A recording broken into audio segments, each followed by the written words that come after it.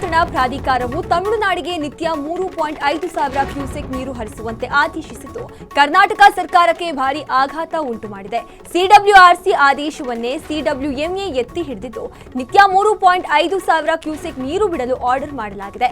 ರಾಜ್ಯದ ಪರವಾಗಿ ಗೌರವ್ ಗುಪ್ತಾ ಮಂಡಿಸಿದ ಪ್ರಬಲ ವಾದವನ್ನ ಪ್ರಾಧಿಕಾರ ತಳ್ಳಿ ಹಾಕಿದೆ. ಮೇಕೆದಾಟು ಹೋರಾಟ ಹಾಗೂ ಮಳೆ ಇಲ್ಲದೆ ಸಂಕಷ್ಟದಲ್ಲಿರುವ ಕರುನಾಡಿನ ರೈತರ ಆಕ್ರೋಶಕ್ಕೆ ಈ ಆದೇಶದಿಂದ ನ್ಯಾಯ ಸಿಕ್ಕಂತಾಗಿಲ್ಲ. ಇದನ್ನ ಖಂಡಿಸಿ ಮಂಡ್ಯ, ಮೈಸೂರು ಸೇರಿದಂತೆ ರಾಜ್ಯದ ಹಲವೆಡೆ ರೈತರು ಬೀದಿಗಿಳಿದಿದ್ದಾರೆ.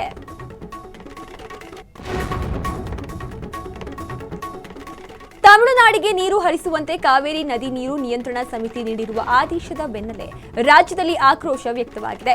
ಈ ಹಿನ್ನೆಲೆಯಲ್ಲಿ ರಾಜ್ಯ ಸರ್ಕಾರ ಕಾವೇರಿ ಜಲಾನಯನ ಪ್ರದೇಶದ ರೈತ ಹಿತರಕ್ಷಣೆಗೆ ಮುಂದಾಗಿದೆ. ಕಾವೇರಿ ನೀರು ಹಂಚಿಕೆ ವಿಚಾರವಾಗಿ ಕಾನೂನು ಹಾಗೂ ರಾಜಕೀಯ ಹೋರಾಟದ ಮುಂದಿನ ಹೆಜ್ಜೆಗಳ ಕುರಿತು ಚರ್ಚಿಸಲು ಸಿಎಂ ಡಿಕೆ ಶಿವಕುಮಾರ್ ಸರ್ವ ಪಕ್ಷಗಳ ಸಭೆ ಕರೆದಿದ್ದಾರೆ. ಆಗಸ್ಟ್ 2ರ ಭಾನುವಾರ ಮುಖ್ಯಮಂತ್ರಿ ಡಿಕೆ ಶಿವಕುಮಾರ್ ಅವರು ಮಹತ್ವದ ಸರ್ವಪಕ್ಷ ಸಭೆ ಕರೆದಿದ್ದಾರೆ. ವಿಧಾನಸೌಧದ ಸಮ್ಮೇಳನದ ಸಭಾಂಗಣದಲ್ಲಿ ನಡೆಯಲಿರುವ ಸಭೆಯಲ್ಲಿ ಬಿಜೆಪಿ, ಜೆಡಿಎಸ್ ಶಾಸಕರು ಪಾಲ್ಗೊಳ್ಳುವ ಸಾಧ್ಯತೆ ಇದೆ.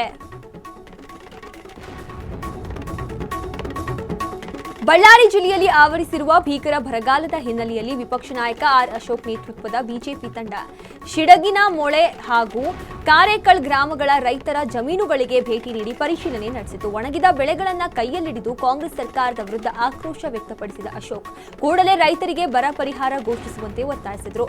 ಪರಿಶೀಲನೆಯಲ್ಲಿ ಮಾಜಿ ಸಚಿವ ಜನಾರ್ದನ ರೆಡ್ಡಿ, ಕೃಷ್ಣನಾಯಕ್ ಸೇರಿದಂತೆ ಹಲವು ಮುಖಂಡರು ಭಾಗವಹಿಸಿದ್ರು. ಮೇಕೆದಾಟು ಯೋಜನೆ ಹಾಗೂ ಕಾವೇರಿ ವಿಚಾರದಲ್ಲಿ ಕರ್ನಾಟಕದ ವಿರುದ್ಧ ಪತ್ರ ಸಮರ ಸಾರಿದ್ದ ತಮಿಳುನಾಡಿನ ಸಿಎಂ ಹಾಗೂ ನಟ ವಿಜಯ್ ಅವರಿಗೆ ರಾಜ್ಯದಲ್ಲಿ ಭಾರೀ ಕಾವೇರಿ ಬಿಸಿ ತಟ್ಟಿದೆ. ವಿಜಯ್ ಅಭಿನಯದ ಬಹುನಿರೀಕ್ಷಿತ ಜನನಾಯಕನ್ ಸಿನಿಮಾ ಪ್ರದರ್ಶನಗೊಳ್ಳುತ್ತಿದ್ದ ಬೆಂಗಳೂರಿನ ಪ್ರಸಿದ್ಧ ಗುರುಶ್ರೀ ಚಿತ್ರಮಂದಿರದ ಮುಂಭಾಗದಲ್ಲಿ ಕನ್ನಡಪರ ಸಂಘಟನೆಗಳು ಬೃಹತ್ ಪ್ರತಿಭಟನೆ ನಡೆಸಿವೆ. ವಿಜಯ ಸೇವೆ ಸಂಘಟನೆಯ ರಾಜ್ಯಾಧ್ಯಕ್ಷ ದೀಪಕ್ ಅವರ ನೇತೃತ್ವದಲ್ಲಿ ನೂರಾರು ಕಾರ್ಯಕರ್ತರು ಚಿತ್ರಮಂದಿರಕ್ಕೆ ಮುತ್ತಿಗೆ ಹಾಕಿ ಪ್ರದರ್ಶನವನ್ನು ತಕ್ಷಣವೇ ಸ್ಥಗಿತಗೊಳಿಸುವಂತೆ ಆಕ್ರೋಶ ಹೊರಹಾಕಿದ್ದಾರೆ.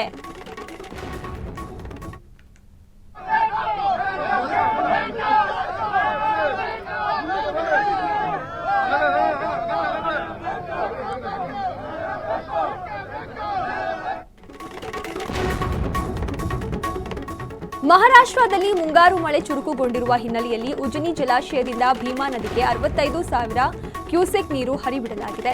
ಇದರಿಂದಾಗಿ ಕಲಬುರಗಿ ಜಿಲ್ಲೆಯ ಅಫಜಲಪುರ ತಾಲೂಕಿನ ಸೊನ್ನಾ ಬ್ಯಾರೇಜ್ನ 2 ಗೇಟ್ಗಳ ಮೂಲಕ ನದಿಗೆ ನೀರು ಹರಿಸಲಾಗಿದೆ. ಮಳೆ ಇಲ್ಲದೆ ಬತ್ತಿ ಹೋಗಿದ್ದ ಕಲಬುರಗಿ ಮತ್ತು ವಿಜಯಪುರ ಜಿಲ್ಲೆಗಳ ಜೀವನಾಡಿ ಭೀಮಾ ನದಿ ಇದೀಗ ಮರಳಿ ಜೀವ ಕಳೆ ಪಡೆದುಕೊಂಡಿದೆ.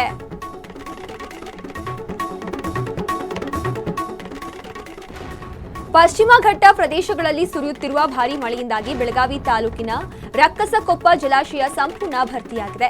ಮಾರ್ಕಂಡೆಯ ನದಿಗೆ ಅಡ್ಡಲಾಗಿ ಕಟ್ಟಲಾದ 1/2 ಟಿಎಂಸಿ ಸಾಮರ್ಥ್ಯದ ಈ ಜಲಾಶಯ ತುಂಬಿರೋದ್ರಿಂದ ಬೆಳಗಾವಿ ಮಹಾನಗರದ ಜನತೆಯ ಕುಡಿಯುವ ನೀರಿನ ಅಭಾವ ನಿವಾರಣೆಯಾಗಿದೆ.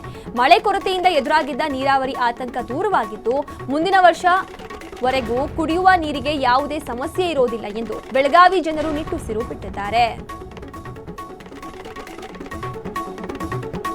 ಮಹಾರಾಷ್ಟ್ರದ ಘಟ್ಟ ಪ್ರದೇಶದಲ್ಲಿ ಸುರಿಯುತ್ತಿರುವ ಭಾರೀ ಮಳೆಯಿಂದಾಗಿ ಘಟಪ್ರಭಾ ನದಿ ಮೈದುಂಬಿ ಹರಿಯುತ್ತಿದ್ದು ಬೆಳಗಾವಿ ಜಿಲ್ಲೆಯ ಪ್ರಸಿದ್ಧ ಗೋಕಾಕ ಜಲಪಾತ 171 ಅಡಿ ಎತ್ತರದಿಂದ ಹಾಲ್ನೊರೆಯಂತೆ ಧುಮುಕುತ್ತಿದೆ. ನದಿಯಲ್ಲಿ ನೀರಿನ ಮಟ್ಟ ಗಣನೀಯವಾಗಿ ಹೆಚ್ಚಿದ್ದ ಹಿನ್ನೆಲೆಯಲ್ಲಿ ಗೋಕಾಕ ನಗರ ಹಾಗೂ ಶಿಂಗಳಾಪುರ ನಡುವಿನ ಬ್ರಿಡ್ಜ್ ಕಮ್ ಬ್ಯಾರೇಜ್ ಮುಳುಗಡೆಯಾಗಿದ್ದು ಸವಾರರು ಪರ್ಯಾಯ ಮಾರ್ಗ ಬಳಸುತ್ತಿದ್ದಾರೆ.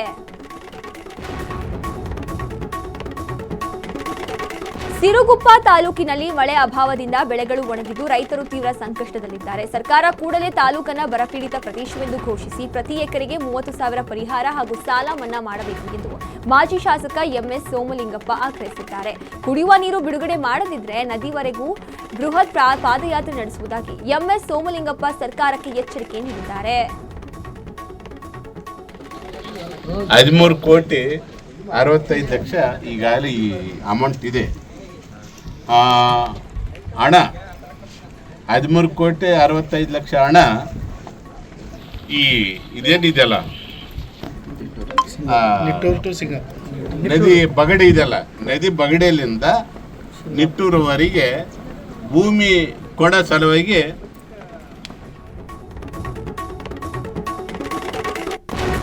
ಮುಂಗಾರು ಮಳೆ ಕೈಕೊಟ್ಟಿರುವ ಹಿನ್ನೆಲೆ ರೈತರು ತೀವ್ರ ಸಂಕಷ್ಟಕ್ಕೆ ಸಿಲುಕಿದ್ದಾರೆ. ಹೀಗಾಗಿ ಚಿತ್ರದುರ್ಗ ಜಿಲ್ಲೆಯ ಹಿರಿಯೂರು ತಾಲೂಕಿನ ಸಕ್ಕರ ಗ್ರಾಮದಲ್ಲಿ ಮಳೆ ಕೊರತೆಯಿಂದಾಗಿ ಮಳೆ ಬರಲೆಂದೇ ಊರಿನ ಗ್ರಾಮಸ್ಥರು ಕತ್ತೆಗಳಿಗೆ ಮದುವೆ ಮಾಡಿಸಿ ಬೀದಿ ಬೀದಿಯಲ್ಲಿ ಮೆರವಣಿಗೆ ನಡೆಸಿ ಮಳೆಗಾಗಿ ಪ್ರಾರ್ಥನೆ ಸಲ್ಲಿಸುತ್ತಾರೆ. ಅಲ್ಲದೆ ಮಳೆಗಾಲ ಆರಂಭವಾಗಿ 3 ತಿಂಗಳು ಕಳೆದರೂ ಕೂಡ ವಾಡಿಕೆಯ ಮಳೆ ಕೂಡ ಆಗಿಲ್ಲ. ಹೀಗಾಗಿ ಮಳೆ ಕೈಕೊಟ್ಟ ಸಂದರ್ಭದಲ್ಲಿ ಅನಾದಿ ಕಾಲದಿಂದ ನಡೆಸಿಕೊಂಡು ಬಂದಿರುವ ಸಂಪ್ರದಾಯವನ್ನೇ ಮುಂದುವರೆಸಿದ್ರೆ ಮಳೆ ಬರುತ್ತೆ ಅಂತ ಮಳೆಗಾಗಿ ಊರಿನ ಗ್ರಾಮಸ್ಥರು ಕತ್ತೆಗಳಿಗೆ ಪೂಜೆ ಸಲ್ಲಿಸುತ್ತಾರೆ.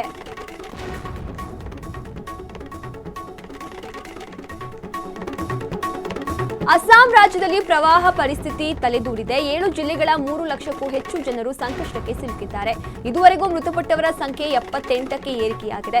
106 ಗ್ರಾಮಗಳು ನೀರಿನಲ್ಲಿ ಮುಳುಗಡೆಯಾಗಿದ್ದು 21,500 ಹೆಕ್ಟೇರ್ಗೂ ಹೆಚ್ಚು ಬೆಳೆ ಹಾನಿಯಾಗಿದೆ. ಶಿವಸಾಗರ, ಚೈರಾಡಿಯೋ, ಗೋಲಾಘಾಟ್, ಜೋರ್ಹತ್, ನಾಂಗಾವ್, ವಿಶ್ವನಾಥ್, ಕಾಮಾರೂಪ್ ಜಿಲ್ಲೆಗಳು ಪ್ರವಾಹಕ್ಕೆ ತುತ್ತಾಗಿವೆ. ಒಟ್ಟು 21 ಕಂದಾಯ ವೃತ್ತಗಳು ಮತ್ತು 551 ಗ್ರಾಮಗಳು ಹಾನಿಗೊಳಗಾಗಿದ್ದು ಸುಮಾರು 3 ಲಕ್ಷಕ್ಕೂ ಅಧಿಕ ಜನರು ಸಂಕಷ್ಟ ಎದುರಿಸಿದ್ದಾರೆ. ಪ್ರವಾಹ ಸಂಬಂಧಿತ ಘಟನೆಗಳಲ್ಲಿ 3 ಪ್ರಾಣ ಕಳೆದುಕೊಂಡಿದ್ದಾರೆ. ಶಿವಸಾಗರದಲ್ಲಿ 2 ಹಾಗೂ ಗೋಲಾಘಾಟ್ನಲ್ಲಿ 1 ಸಾವನ್ನಪ್ಪಿದ್ದಾರೆ. ಸರ್ಕಾರವು ಆಹಾರ, ಧಾನ್ಯ, ಬಟ್ಟೆ ಮತ್ತು ಇತರೆ ಅಗತ್ಯ ವಸ್ತುಗಳನ್ನು ಒಳಗೊಂಡ 30 ಟ್ರಕ್ ಪರಿಹಾರ ಸಾಮಗ್ರಿಗಳನ್ನು ರವಾನಿಸಿದೆ.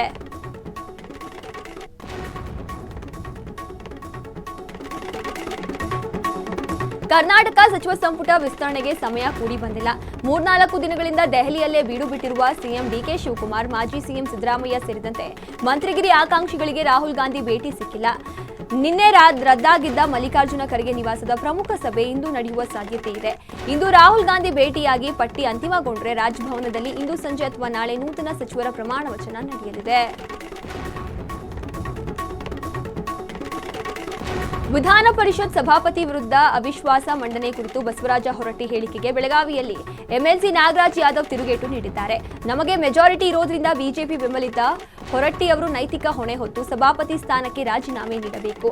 ಅಲ್ಲದೆ ತಾವು ಕೂಡ ಸಭಾಪತಿ ಅಥವಾ ಉಪಸಭಾಪತಿ ಹುದ್ದೆಗೆ ಆಕಾಂಕ್ಷಿಯಾಗಿದ್ದು ಈ ಬಗ್ಗೆ ಸಿಎಂ ಹಾಗೂ ವರಿಷ್ಠರ ಗಮನಕ್ಕೆ ತಂದಿರುವುದಾಗಿ ತಿಳಿಸಿದ್ದಾರೆ. ಬಹಿರಂಗವಾಗಿ ಮಾತಾಡ್ತಕ್ಕಂಥದ್ದು ಸರಿ ಇಲ್ಲದೆ ಇರತಕ್ಕಂಥ ಕ್ರಮ ನಾನು ತಿಳ್ಕೊಂಡಿದ್ದೀನಿ. ಆದ್ರೆ ಅವರೇ ಕೊಟ್ಟಂತಹ ಒಂದು ಪೊಲಿಟಿಕಲ್ ಸ್ಟೇಟ್ಮೆಂಟ್ ಏನಾಗಿದೆ, ಅದಕ್ಕೆ ನಾನು ಒಬ್ಬ ಕಾಂಗ್ರೆಸ್ನ ಸದಸ್ಯನಾಗಿ ಹೇಳಬೇಕು ಅನ್ನೋದಾದ್ರೆ, ಪ್ರಜಾತಂತ್ರ ವ್ಯವಸ್ಥೆಯಲ್ಲಿ ಯಾರೇ ಬಹುಮತವನ್ನು ಕಳ್ಕೊಂಡಾಗ ಆ ಪಾರ್ಟಿ ತನ್ನ ಬಹುಮತ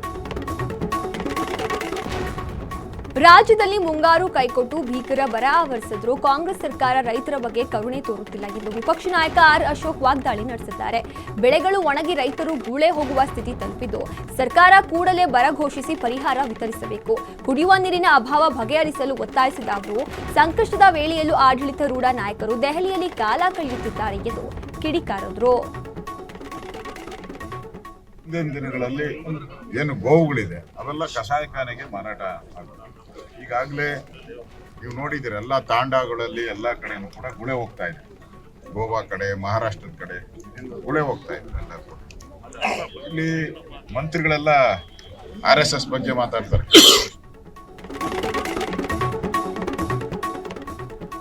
ವಿಧಾನ ಪರಿಷತ್ನಲ್ಲಿ ಕಾಂಗ್ರೆಸ್ಗೆ ಸ್ಪಷ್ಟ ಬಹುಮತ ದೊರೆತಿರುವ ಹಿನ್ನೆಲೆಯಲ್ಲಿ ಸಭಾಪತಿ ಬಸವರಾಜ ಹೊರಟ್ಟಿ ಅವರಿಗೆ ತಮ್ಮ ಸ್ಥಾನಕ್ಕೆ ರಾಜೀನಾಮೆ ನೀಡುವಂತೆ ರಾಜ್ಯ ಸರ್ಕಾರ ಸೂಚಿಸಿದೆ.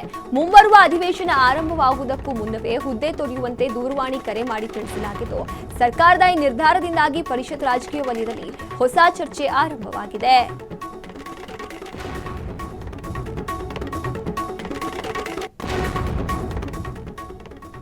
ಆಗಸ್ಟ್ 1ರಂದು ಪ್ರಧಾನಿ ನರೇಂದ್ರ ಮೋದಿ ಅವರು ಮೈಸೂರಿಗೆ ಆಗಮಿಸುತ್ತಿರುವ ಹಿನ್ನೆಲೆಯಲ್ಲಿ ನಗರದಾದ್ಯಂತ ಬಿಗಿ ಪೊಲೀಸ್ ಬಂದೋಬಸ್ತ್ ಕೈಗೊಳ್ಳಲಾಗಿದೆ. ಪ್ರಧಾನಿ ಮೋದಿ ಅವರು ಮಂಡಕಳ್ಳಿ ವಿಮಾನ ನಿಲ್ದಾಣದಿಂದ ಹೆಲಿಕಾಪ್ಟರ್ ಮೂಲಕ ಓವಲ್ ಮೈದಾನಕ್ಕೆ ಬರಲಿದ್ದು ಯಾವುದೇ ತೊಂದರೆಯಾಗದಂತೆ ಓವಲ್ ಗ್ರೌಂಡ್ನಲ್ಲಿ ಮುನ್ನೆಚ್ಚರಿಕೆಯಾಗಿ ವಿಶೇಷ ಹೆಲಿಕಾಪ್ಟರ್ ಪೂರ್ವಭಾವಿ ಟ್ರಯಲ್ ಲ್ಯಾಂಡಿಂಗ್ ನಡೆಸಲಾಯಿತು. ಇಡೀ ಮೈದಾನದ ಸುತ್ತಲೂ ಖಾಕಿ ಪಡೆಯನ್ನ ಐ ಅಲರ್ಟ್ನಲ್ಲಿ ಇಡಲಾಗಿದೆ.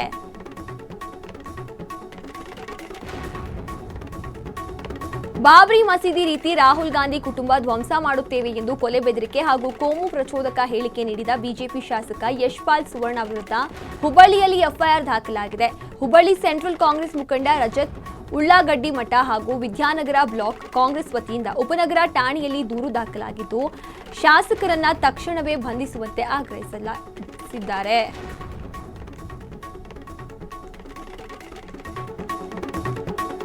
ಆಗಸ್ಟ್ 1ರಂದು ಮೈಸೂರಿನ ರಾಮಕೃಷ್ಣ ಆಶ್ರಮಕ್ಕೆ ಆಗಮಿಸಲಿರುವ ಪ್ರಧಾನಿ ನರೇಂದ್ರ ಮೋದಿ ಅವರಿಗೆ ನೀಡಲು ಪ್ರಸಿದ್ಧ ಶಿಲ್ಪಿ ಅರುಣ್ ಯೋಗಿರಾಜ್ ವಿಶೇಷ ಉಡುಗೊರೆ ಸಿದ್ಧಪಡಿಸಿದ್ದಾರೆ. ಬಿಳಿಯ ಬಣ್ಣದ ವಿಯೆಟ್ನಾಂ ಮಾರ್ಬಲ್ನ ಏಕಶಿಲೆಯಲ್ಲಿ 15 ದಿನಗಳಲ್ಲಿ 1.5 ಅಡಿ ಎತ್ತರ 8.5 ಕೆಜಿ ತೂಕದ ಸ್ವಾಮಿ ವಿವೇಕಾನಂದರ ಮೂರ್ತಿಯನ್ನ ಕೆತ್ತಿದ್ದಾರೆ. ಪ್ರಧಾನಿಗಳಿಗೆ ಈ ಮೂರ್ತಿ ನೀಡಲು ಅವಕಾಶ ಮಾಡಿಕೊಟ್ಟ ಆಶ್ರಮದ ಶ್ರೀಗಳಿಗೆ ಧನ್ಯವಾದ ತಿಳಿಸಿದ್ದಾರೆ. ಎಲ್ಲರಿಗೂ ನಮಸ್ಕಾರ. ಮೊದಲನೆಯದಾಗಿ ನಮ್ಮ ರಾಮಕೃಷ್ಣ ಆಶ್ರಮದ ಅಧ್ಯಕ್ಷರಾದ ಮುಕ್ತಿದಾನಂದ ಮಹಾರಾಜ್ ಅವರಿಗೆ ನಾನು ಧನ್ಯವಾದ ತಿಳಿಸ್ತೇನೆ. ಯಾಕಂದರೆ ನಮ್ಮ ಮೈಸೂರಿಗೆ ವಿವೇಕಾನಂದರು ಬಂದು ಇಲ್ಲಿ ಉಳ್ಕೊಂಡಿದ್ರು, ಒಂದು ವಾರದ ತನಕ ಇದ್ದು ಮೈಸೂರಿನಲ್ಲಿ ಒಂದು ಒಡನಾಟ ಇತ್ತು ಅಂತ ಒಂದು ವಿಷಯದ ಬಗ್ಗೆ ಕಲಬುರಗಿ ಜಿಲ್ಲೆಯ ಜೇವರ್ಗಿ ತಾಲೂಕಿನ ವಸ್ತಾರಿ ಗ್ರಾಮದ ನೂತನ ಪ್ರೌಢಶಾಲೆಗೆ ಸರಿಯಾದ ರಸ್ತೆ ಇಲ್ಲದೆ ವಿದ್ಯಾರ್ಥಿಗಳು ಹಾಗೂ ಶಿಕ್ಷಕರು ಪರದಾಡುವಂತಾಗಿದೆ. ತುಸು ಮಳೆ ಬಂದರೂ ರಸ್ತೆ ಕೆಸರುಮಯವಾಗ್ತಿದ್ದು ಚಪ್ಪಲಿಗಳನ್ನ ಕೈಯಲ್ಲಿ ಹಿಡಿದುಕೊಂಡೇ ಶಾಲೆಗೆ ತೆರಳಬೇಕಾದ ಅನಿವಾರ್ಯತೆ ಎದುರಾಗಿದೆ. ಕೆಕೆಆರ್ಡಿಬಿ ಅಧ್ಯಕ್ಷ ಹಾಗೂ ಶಾಸಕ ಡಾಕ್ಟರ್ ಅಜಯ್ ಸಿಂಗ್ ಅವರು ತಕ್ಷಣ ಗಮನ ಹರಿಸಿ ಗ್ರಾಮದಿಂದ ಶಾಲೆವರೆಗೂ ಸಿಸಿ ರಸ್ತೆ ನಿರ್ಮಿಸಿಕೊಡಬೇಕೆಂದು ಗ್ರಾಮಸ್ಥರು ಮತ್ತು ವಿದ್ಯಾರ್ಥಿಗಳು ಆಗ್ರಹಿಸಿದ್ದಾರೆ.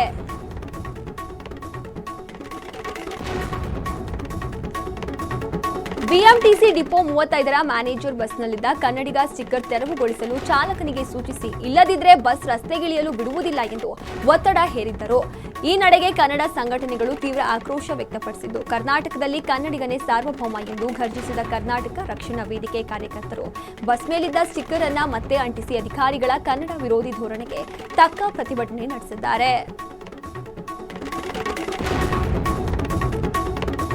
ಧಾರವಾಡ ಜಿಲ್ಲೆಯ ಆಳ್ನಾವರ ತಾಲೂಕಿನ ಬೆಣಚಿ ಮತ್ತು ಬಾಲಗೇರಿ ಗ್ರಾಮಗಳ ನಡುವೆ 2019ರ ಮಳೆಗೆ ಕೊಚ್ಚಿ ಹೋಗಿದ್ದ ಸೇತುವೆ ನಿರ್ಮಾಣ ಕಾಮಗಾರಿ ಕೊನೆಗೂ ಆರಂಭವಾಗಿದೆ. ಪಂಚಾಯತ್ ರಾಜ್ ಇಂಜಿನಿಯರಿಂಗ್ ಇಲಾಖೆಯಿಂದ 2 ಕೋಟಿ ರೂಪಾಯಿ ವೆಚ್ಚದಲ್ಲಿ ಹೊಸ ಬ್ರಿಡ್ಜ್ ನಿರ್ಮಾಣವಾಗುತ್ತಿದ್ದು, ಈಗಾಗಲೇ 70% ಕಾಮಗಾರಿ ಪೂರ್ಣಗೊಂಡಿದೆ. ಮಳೆಯಿಂದಾಗಿ ಪ್ರಸ್ತುತ ಸ್ಥಗಿತಗೊಂಡಿರುವ ಉಳಿದ 30% ಕಾಮಗಾರಿಯನ್ನ ಶೀಘ್ರವೇ ಪೂರ್ಣಗೊಳಿಸಿ ಸುಗಮ ಸಂಪರ್ಕ ಕಲ್ಪಿಸುವಂತೆ ಗ್ರಾಮಸ್ಥರು ಒತ್ತಾಯಿಸಿದ್ದಾರೆ.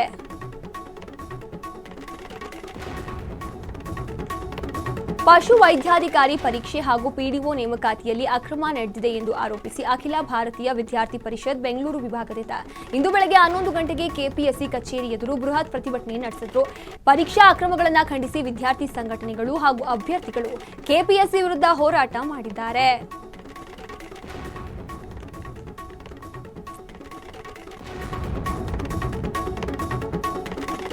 ಕಲಬುರಗಿ ಜಿಲ್ಲೆಯ ಪಿಡಿಎ ಕಾಲೇಜಿನಲ್ಲಿ ಕೌಶಲ್ಯಾಭಿವೃದ್ಧಿ ಇಲಾಖೆ ಹಾಗೂ ಎಕ್ಸಲೇಟರ್ ಸಂಸ್ಥೆ ಸಹಯೋಗದಲ್ಲಿ ಬೃಹತ್ ಉದ್ಯೋಗ ಮೇಳ ಆಯೋಜಿಸಲಾಗಿತ್ತು. ಸಚಿವ ಡಾಕ್ಟರ್ ಶರಣಪ್ರಕಾಶ್ ಪಾಟೀಲ್ ಮೇಳ ಉದ್ಘಾಟಿಸಿದರು. ಕರ್ನಾಟಕದಲ್ಲಿ ನಿರುದ್ಯೋಗ ಸಮಸ್ಯೆ ಇಲ್ಲ, ಸಿಲ್ಕ್ ಕನೆಕ್ಟ್ ಹಾಗೂ ಯುವನಿಧಿ ಪ್ಲಸ್ ಮೂಲಕ ತರಬೇತಿ ನೀಡಲಾಗುತ್ತಿದೆ ಎಂದು ಹೇಳಿದರು. ಕಾರ್ಯಕ್ರಮದಲ್ಲಿ ಇನ್ಫೋಸಿಸ್, ಟಾಟಾ ಸೇರಿದಂತೆ 80ಕ್ಕೂ ಹೆಚ್ಚು ಕಂಪನಿಗಳು ಭಾಗವಹಿಸಿದ್ದು 3000ಕ್ಕೂ ಹೆಚ್ಚು ಉದ್ಯೋಗ ಅವಕಾಶಗಳು ಗ್ರಾಮೀಣ ಹಾಗೂ ನಗರದ ಯುವಕರಿಗೆ ದೊರೆತಿವೆ. ಉದ್ಯೋಗ ಮೇಳ ಇಲ್ಲಿ ಹಮ್ಮಿಕೊಳ್ಳಲಾಗಿದೆ. ಸುಮಾರು 3000 ಮಕ್ಕಳು ಆನ್ಲೈನ್ ರಿಜಿಸ್ಟ್ರೇಷನ್ ಆಗಿದ್ದಾರೆ. ಸುಮಾರು 75-80 ಕಂಪನೀಸು ಬಂದಿವೆ. ಕಲಬುರಗಿ ಜಿಲ್ಲೆಯ ಅಪಜಲಪುರ ತಾಲೂಕಿನ ಕರಜಗಿ ಗ್ರಾಮದ ಮೊರಾರ್ಜಿ ದೇಸಾಯಿ ವಸತಿ ಶಾಲೆಯಲ್ಲಿ ಬೆಳಗಿನ ಉಪಹಾರ ಸೇವಿಸಿದ 30ಕ್ಕೂ ಹೆಚ್ಚು ವಿದ್ಯಾರ್ಥಿಗಳು ಅಸ್ವಸ್ಥಗೊಂಡಿದ್ದಾರೆ.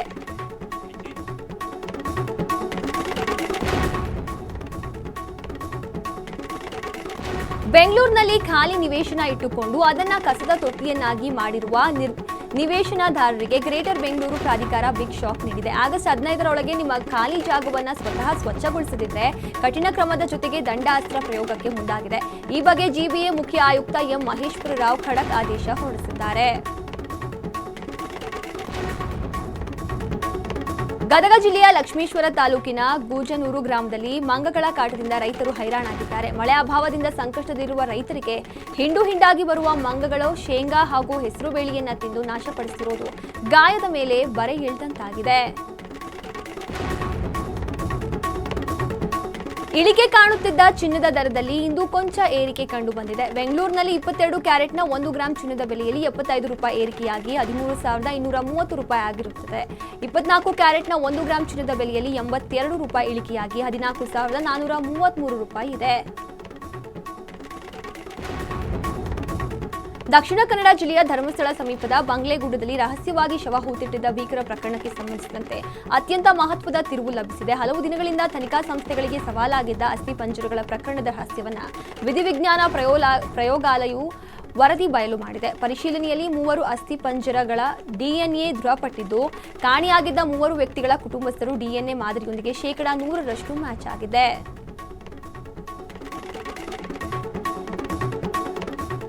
ಭಾರತೀಯ ಚಿತ್ರರಂಗದಲ್ಲೇ ಹೊಸ ದಾಖಲೆ ಬರೆಯಲು ಹೊರಟಿರುವ ಬಹುನಿರೀಕ್ಷಿತ ರಾಮಾಯಣ ಸಿನಿಮಾದ ಭವ್ಯ ಟ್ರೇಲರ್ ಬಿಡುಗಡೆಯಾಗಿದೆ. ಹಿಂದೂ ಸಂಸ್ಕೃತಿ ಹಾಗೂ ಸಂಪ್ರದಾಯದಲ್ಲಿ ಬ್ರಾಹ್ಮಿ ಮುಹೂರ್ತಕ್ಕೆ ಅತ್ಯಂತ ಪವಿತ್ರ ಸ್ಥಾನವಿರುವ ಹಿನ್ನೆಲೆಯಲ್ಲಿ ಚಿತ್ರತಂಡವು ಸೂರ್ಯೋದಯಕ್ಕೂ ಮುನ್ನ ಅಂದರೆ ಮುಂಜಾನೆ 4:15 ಸುಮಾರಿಗೆ ರಾಮಾಯಣ ಟ್ರೇಲರ್ ಅನ್ನು ದೇಶಾದ್ಯಂತ ರಿಲೀಸ್ ಮಾಡಿದೆ.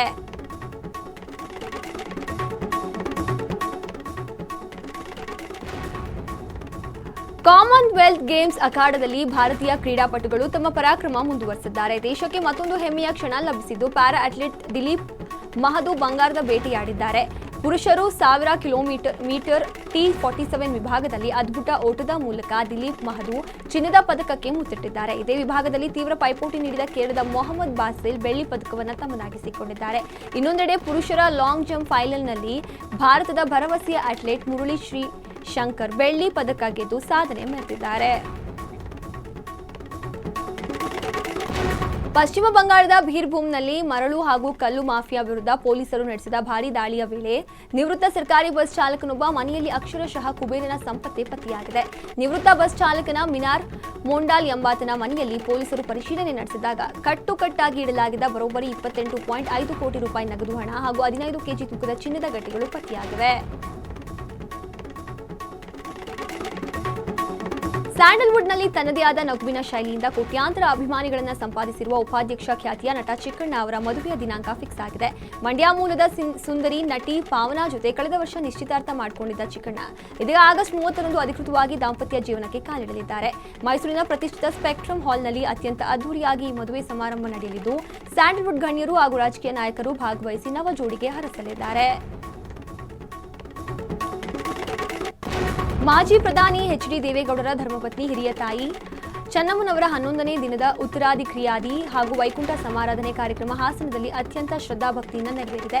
ಹಾಸನದಲ್ಲಿ ನಡೆದ ಈ ಕಾರ್ಯಕ್ರಮದಲ್ಲಿ ತಮ್ಮ ಸುದೀರ್ಘ ರಾಜಕೀಯ ಹಾಗೂ ವೈಯಕ್ತಿಕ ಜೀವನದ ಹೆಜ್ಜೆಯಲ್ಲೂ ಸಾಥ್ ನೀಡಿದ್ದ ಅರ್ಧಾಂಗಿಯನ್ನು ನೆನೆದು ಮಾಜಿ ಪ್ರಧಾನಿ ಎಚ್.ಡಿ. ದೇವೇಗೌಡರು ಭಾವುಕರಾಗಿ ಕಣ್ಣೀರಿಟ್ಟಿದ್ದಾರೆ. ಚೆನ್ನಮ್ಮನವರ ಸಮಾಧಿ ಆವರಣದಲ್ಲಿ ಸಾವಿರಾರು ಜನರಿಗೆ ಬೃಹತ್ ಅನ್ನ ಸಂತರ್ಪಣೆ ವ್ಯವಸ್ಥೆ ಮಾಡಲಾಗಿತ್ತು. ತುಮಕೂರಿನ ಕಾಲ್ಟೆಕ್ಸ್ ಸರ್ಕಲ್ ಬಳಿ ಇರುವ ವಿಶ್ವಾಸ್ ಜ್ಯುವೆಲ್ಲರಿ ಶಾಪ್ನಲ್ಲಿ 50 ಗ್ರಾಂಗೂ ಅಧಿಕ ತೂಕದ ಸುಮಾರು 10 ಲಕ್ಷದ ಮೌಲ್ಯದ ವಜ್ರದ ಉಂಗುರ ಹಾಗೂ ಸರಗಳು ನಾಪತ್ತೆಯಾಗಿದ್ವು. ಅಂಗಡಿಯಲ್ಲಿದ್ದ ಸಿಸಿಟಿವಿ ಕ್ಯಾಮೆರಾವನ್ನು ಪರಿಶೀಲಿಸಿದಾಗ ಯಾರೂ ಇಲ್ಲದ ಸಮಯ ನೋಡಿಕೊಂಡು ಸೈಲೆಂಟ್ ಆಗಿ ಬಂದ ಇಲಿಯೊಂದು ಜ್ಯುವೆಲ್ಲರಿ ಬಾಕ್ಸ್ನಿಂದ ಸರಗಳನ್ನು ಕಚ್ಚಿಕೊಂಡು ಹೋಗಿರುವುದು ಕಣ್ಣಿಗೆ ಬಿದ್ದಿದೆ. ಇಲಿಯ ಈ ಕೃತ್ಯ ಕಂಡು ಬೆಚ್ಚಿಬಿದ್ದ ಮಾಲೀಕರು ಹಾಗೂ ಸಿಬ್ಬಂದಿ ತಕ್ಷಣವೇ ಇಲಿ ಸಾಗಿದ ಜಾಡನ್ನೇ ಹಿಡಿದು ಅಂಗಡಿಯಲ್ಲಿದ್ದ ಬಿಲುವನ್ನು ತೋಡಿದ್ದಾರೆ.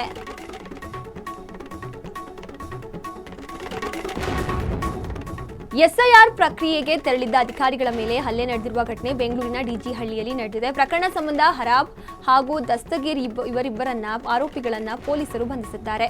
ಡಿಜಿಹಳ್ಳಿ ವ್ಯಾಪ್ತಿಯಲ್ಲಿ ಅಧಿಕಾರಿಗಳು ಎಸ್ಐಆರ್ ಪ್ರಕ್ರಿಯೆ ನಡೆಸುತ್ತಿದ್ದರು. ಈ ವೇಳೆ ರೋಷನ್ ನಗರದ ಕೌಸರ್ ಮಸೀದಿ ಬಳಿ ಜಿಬಿ ಅಧಿಕಾರಿಗಳು ಬಂದಾಗ ದಸ್ತಗೀರ್ ಎಂಬಾತ ಎಸ್ಐಆರ್ ಫಾರಂ ನೀಡುವಂತೆ ಗಲಾಟೆ ಮಾಡಿದ್ದ. ಜಯನಗರಕ್ಕೆ ಶಿಫ್ಟ್ ಆಗಿದ್ದ ದಸ್ತಗೀರಿಗೆ ಫಾರಂ ಕೊಡುವುದಿಲ್ಲ ಎಂದು ಅಧಿಕಾರಿಗಳು ತಿಳಿಸಿದರು. ಇದರಿಂದ ರುಚಿಗೆದ್ದ ಆತ ಅಧಿಕಾರಿಗಳ ಕೈ, ಮುಖ, ಕಣ್ಣಿಗೆ ಗಾಯವಾಗುವಂತೆ ಹಲ್ಲೆ ಮಾಡಿದ್ದಾರೆ. ಈ ವೇಳೆ ದಸ್ತಗೀರಿಗೆ ಯಾರಬ್ ಎಂಬಾತ ಸಾಥ್ ನೀಡಿದ್ದು ಇವರಿಬ್ಬರನ್ನ ಪೊಲೀಸರು ಬಂಧಿಸಿದ್ದಾರೆ.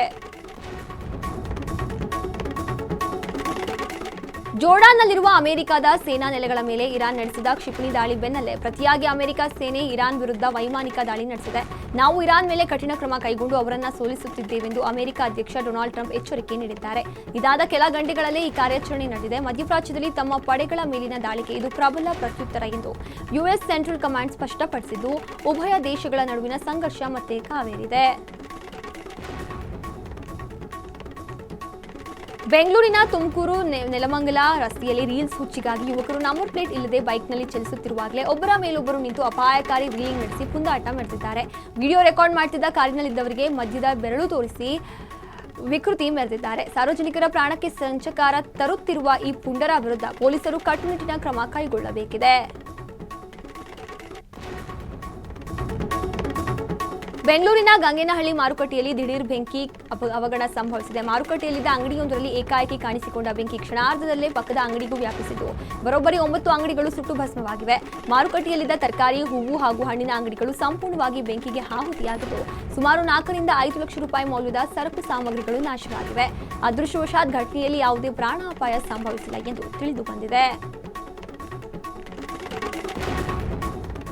ಸಾಮಾಜಿಕ ಜಾಲತಾಣಗಳಲ್ಲಿ ಲೈಕ್ಸ್ ಹಾಗೂ ವಿವೇಚನೆ ಇಲ್ಲದೆ ಪೋಸ್ಟ್ಗಳಿಗಾಗಿ ಆಟೋ ಚಾಲಕರನ್ನ ಅವಾಚ್ಯ ಶಬ್ದಗಳಿಂದ ನಿಂದಿಸಿದ ಆರೋಪಿಗೆ ಹುಳಿಮಾವು ಪೊಲೀಸರು ಸೂಕ್ತ ಪಾಠ ಕಲಿಸಿದ್ದಾರೆ. ಇನ್ಸ್ಟಾಗ್ರಾಂನಲ್ಲಿ ಆಟೋ ಚಾಲಕರ ಕುರಿತು ಕೆಟ್ಟ ಪದಗಳನ್ನು ಬಳಸಿ ವಿಡಿಯೋ ಮಾಡಿ ಅಪ್ಲೋಡ್ ಮಾಡಿದ್ದ ರಂಗಸ್ವಾಮಿ ಎಂಬ ಆರೋಪಿಯನ್ನ ಹುಳಿಮಾವು ಠಾಣೆ ಪೊಲೀಸರು ಬಂಧಿಸಿದ್ದಾರೆ. ಸಂತೋಷ್ ಕುಮಾರ್ ಎಂಬುವವರು ನೀಡಿದ ದೂರಿನ ಅನ್ವಯ ತಕ್ಷಣವೇ ಎಫ್ಐಆರ್ ದಾಖಲಿಸಿಕೊಂಡ ಪೊಲೀಸರು ಆರೋಪಿಯನ್ನ ವಶಕ್ಕೆ ಪಡೆದಿದ್ದಾರೆ. ಕುಂಬಳಗೋಡು ವ್ಯಾಪ್ತಿಯ ಗೇರುಪಾಳ್ಯದಲ್ಲಿ ಗಂಡನಿಂದಲೇ ಹೆಂಡತಿ ಕೊಲೆಯಾದ ಘಟನೆ ನಡೆದಿದೆ. ಬಿಹಾರ ಮೂಲದ ಧೀರಜ್ ಕುಮಾರ್ ಎಂಬಾತ ತನ್ನ ಹೆಂಡತಿ ರೀಮಾ ಕುಮಾರಿಯವರನ್ನ ಕೊಲೆ ಮಾಡಿ ಶವವನ್ನ ಬೆಡ್ಶೀಟ್ನಲ್ಲಿ ಸುತ್ತಿಟ್ಟು ಪರಾರಿಯಾಗಿದ್ದಾನೆ. ದುರ್ವಾಸನೆ ಬಂದ ಹಿನ್ನೆಲೆಯಲ್ಲಿ ಮನೆ ಮಾಲೀಕ ಪರಿಶೀಲಿಸಿದಾಗ ಟಾಯ್ಲೆಟ್ ಬಳಿ ಕೊಳೆತ ಸ್ಥಿತಿಯಲ್ಲಿ ಶವ ಪತ್ತೆಯಾಗಿದೆ. 4 ದಿನಗಳ ಹಿಂದೆ ಕೊಲೆ ಮಾಡಿರುವ ಶಂಕೆ ವ್ಯಕ್ತವಾಗಿದ್ದು ಕುಂಬಳಗೋಡು ಪೊಲೀಸರು ಪ್ರಕರಣ ದಾಖಲಿಸಿಕೊಂಡು ಆರೋಪಿ ಪತಿಗಾಗಿ ಶೋಧ ನಡೆಸುತ್ತಿದ್ದಾರೆ. ಐಟಿ ಸಿಟಿ ಬೆಂಗಳೂರಿನಲ್ಲಿ ನಡು ರಸ್ತೆಯಲ್ಲೇ ಕಂಟ್ರಿ ಪಿಸ್ತೂಲ್ ತೋರಿಸಿ ದರೋಡೆ ನಡೆಸಿದ್ದ ಖದೀಮರ ಗ್ಯಾಂಗ್ ಒಂದನ್ನು ವರ್ತೂರು ಠಾಣೆ ಪೊಲೀಸರು ಯಶಸ್ವಿಯಾಗಿ ಬಂಧಿಸಿದ್ದಾರೆ. ವರ್ತೂರು ಪೊಲೀಸ್ ಠಾಣಾ ವ್ಯಾಪ್ತಿಯ ಕೊಡತಿ ಬಳಿ ಕಂಟ್ರಿ ಪಿಸ್ತೂಲ್ ಹಿಡಿದು ಅಟ್ಟಹಾಸ ಮೆರೆದಿದ್ದ ಬರೋಬ್ಬರಿ 6 ಮಂದಿ ಆರೋಪಿಗಳನ್ನು ಪೊಲೀಸರು ಕಂಬಿ ಹಿಂದೆ ತಳ್ಳಿದ್ದಾರೆ. ಕೂಲ್ ಡ್ರಿಂಕ್ ಸರಬರಾಜು ಮಾಡುವ ಗಾಡಿಯನ್ನ ಅಡ್ಡಗಟ್ಟಿ ಲಕ್ಷಾಂತರ ರೂಪಾಯಿ ಸಿಗಲಿದೆ ಎಂಬ ದುರಾಸೆಯಿಂದ ಕಂಟ್ರಿ ಪಿಸ್ತೂಲ್ ತೋರಿಸಿ ಭಯಭೀತಗೊಳಿಸಿ ದರೋಡೆ ಎಸಗಿದ್ದ ಈ ಗ್ಯಾಂಗ್ನ ಸಂಪೂರ್ಣ ಸ್ಕೆಚ್ ಈಗ ಬಯಲಾಗಿದೆ.